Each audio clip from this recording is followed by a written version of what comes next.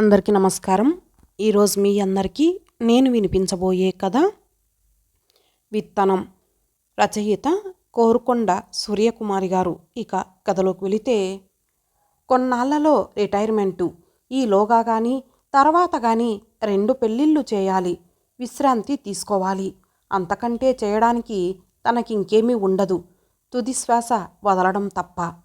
ఈ మధ్యకాలంలో 2-3 సార్లు అలా అనుకున్నారు భానుమూర్తి గారు. కానీ ఈరోజు భార్య చెప్పిన విషయం విన్న తర్వాత, స్వయంగా తను మరో విషయం విన్న తర్వాత మరోలా అనుకున్నారు. లక్ష్మి బాధపడి చెప్పింది. తను బాధ పైకి కనిపించకుండా ఉన్నాడు. భర్తకు విషయం చెప్పడంతో బాధ తగ్గింది లక్ష్మికి. గుండె బరువెక్కడం అప్పుడే మొదలయ్యింది భానుమూర్తి గారికి. అందుకే ఆయన ఆలోచనలో పడ్డారు. ఆఫీస్ నుండి ఆలస్యంగా వచ్చిన భానుమూర్తి గారు వేడివేడి భోజనం చేసి గదిలోకి వెళ్ళి పేపర్ పట్టుకున్నారు. లక్ష్మి అతని ప్రక్కన కూర్చుంది. పేపర్లో పడిపోయి భార్యను గమనించలేదు. పేజీ త్రిప్పుతున్నప్పుడు అనుకోకుండా భార్యను చూశారు. లక్ష్మి అలా వచ్చి కూర్చుందంటే చెప్పడానికి ఏదో విషయం ఉంటుందని ఆయనకు తెలుసు. ఏమిటి విషయం? పేపరు ప్రక్కన పెడుతూ అడిగారాయన. రాఘవ ఆఫీసు నుండి ఇంకా రాలేదండి. చిన్నాడు వచ్చి బయటకు వెళ్ళిపోయాడు. పెద్దాడికి ఆఫీసులో పని ఉండి ఉంటుంది. చిన్నాడు ఎక్కడికి వెళ్ళాడంట? చెప్పలేదండి, విసుక్కుంటూ వెళ్ళిపోయాడు. ఏం, నువ్వేమైనా అన్నావా? ఏమి అనలేదండి. ఆఫీసు నుండి ఆలస్యంగా వస్తేను ఆఫీస్ 5ంటికే అయిపోతుంది కదరా, ఇంత ఆలస్యం అయ్యిందేం అని అడిగానంతే. అందుకే విసుక్కుంటాడా? నువ్వు ఇంకేదైనా అని ఉంటావు. నేను అంతకంటే ఇంకేమీ అనలేదండి. ఎప్పుడూ లేనంతగా విసుక్కున్నాడు. క్షణం తర్వాత మళ్ళీ అంది. ఏమండి, వాడేమని విసుక్కున్నాడో తెలుసా? భానుమూర్తి గారు ఆసక్తి చూపించలేదు. అయినా లక్ష్మి చెప్పకుండా ఉండలేకపోయింది. ఈరోజు పేడే కదా, జీతం అందుకోవడానికి ఎదురుచూస్తూ కూర్చున్నావా అని అన్నాడండి. ముందు నాకేమీ అర్థం కాలేదు. అర్థమయ్యాక గుండెలో ముళ్ళు గుచ్చుకున్నట్టు అనిపించింది. చాలాసార్లు భార్యని పిచ్చిది అని కొట్టిపారేసేవారు భానుమూర్తి గారు. కానీ ఈసారి ఎందుకో అలా అనుకోలేకపోయారు. ఆసక్తిగా వినని ఆయనకి ఆ విషయం అర్థమయ్యాక గుండెలో ముళ్ళు గుచ్చుకున్నట్లు అనిపించింది. అయితే పైకేమీ అనలేదు. చదివేసిన పేపర్నే మళ్ళీ అందుకున్నారు. అది గమనించి లక్ష్మి నెమ్మదిగా లేచి వెళ్ళిపోయింది. భర్త అంతగా పట్టించుకోలేదని లక్ష్మి అయితే అనుకుంది. కానీ వెళ్ళిపోతున్న భార్యను పేపర్లోంచి చూసిన భానుమూర్తి గారు మాత్రం భార్య అడుగులు భారంగా పడుతున్నాయి అంటే ఆమె అనుకొని చెప్పలేదని, బాధ మనసులో ఉంచుకోలేకే చెప్పిందని అర్థం చేసుకున్నారు. ఉద్యోగం వచ్చిందన్న ఆనందం, కానీ అది వేరే రాష్ట్రంలో వచ్చిందని బాధ.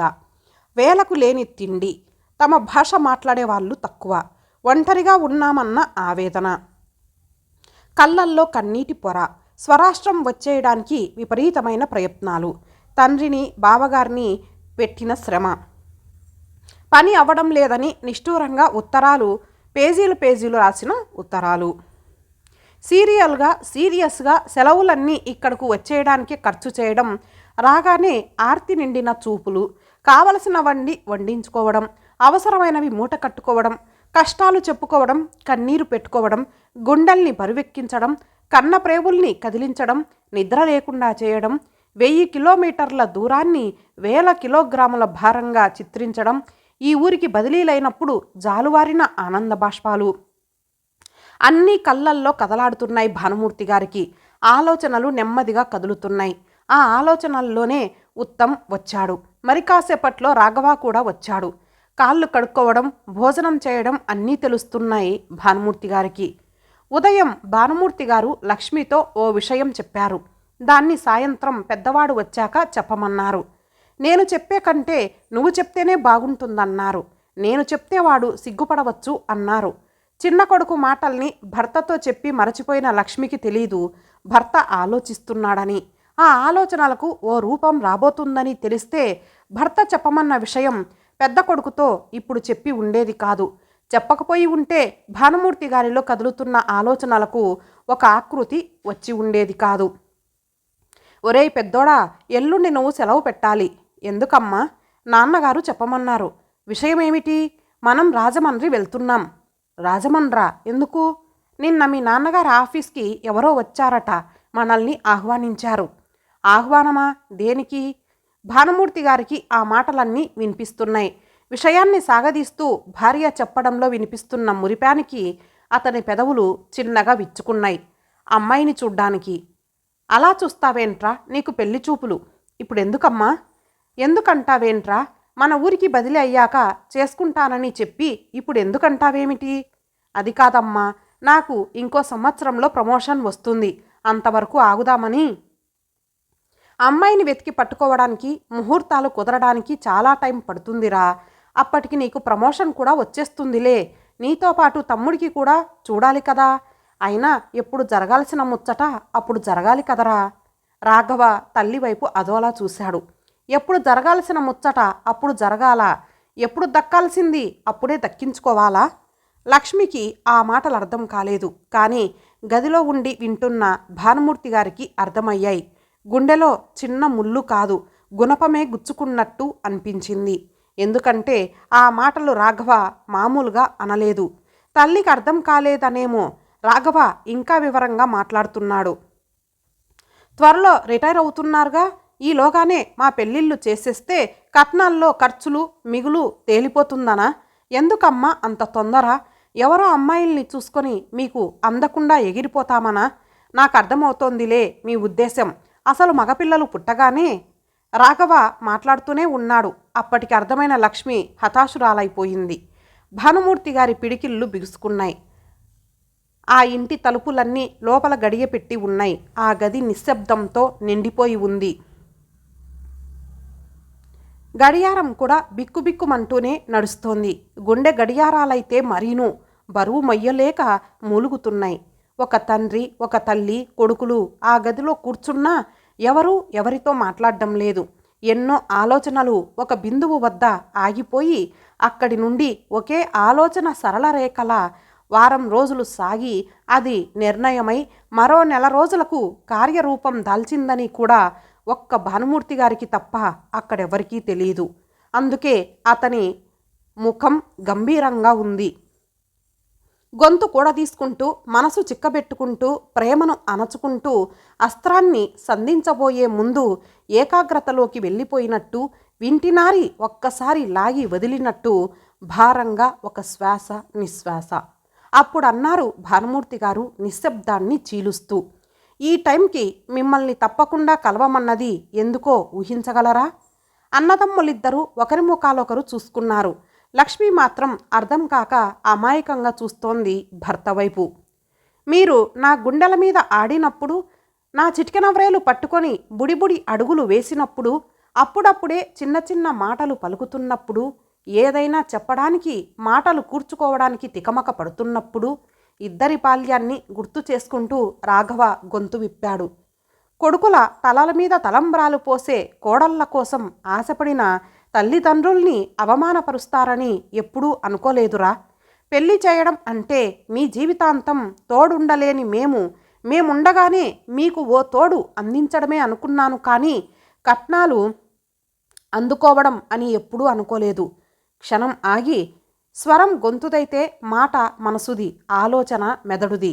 మనసు మెదడు కలిపి మీ అమ్మతో నువ్వన్న మాటలు నా చెవిన పడిన నాడు నేను ఎంత మదన పడ్డానో నీకు తెలీదురా.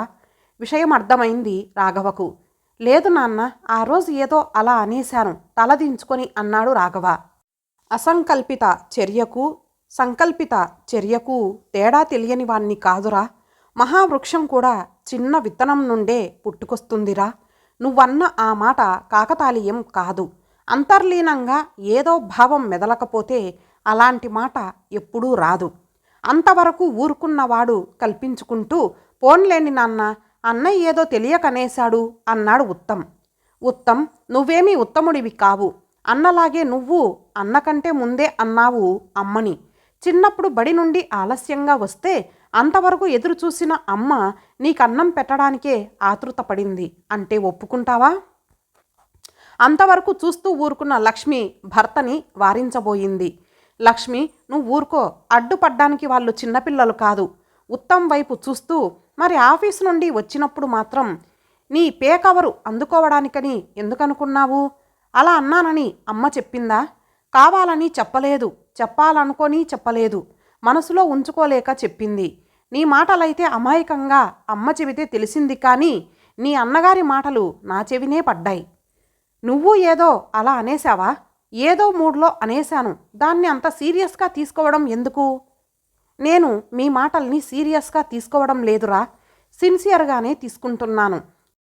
ఇటు మేము కన్నవాళ్ళని, అటు మమ్మల్ని కన్నవాళ్ళని ఇద్దరినీ 2 చేతులతో పెనవేసుకుని బ్రతుకులు గడిపాం.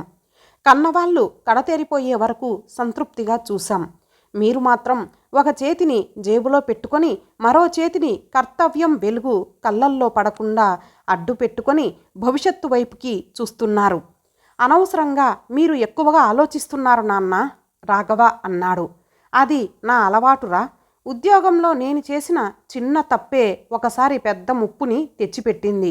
ఆ తర్వాత ఎప్పుడూ ఏ చిన్న విషయాన్ని తక్కువగా అంచనా వేయలేదు.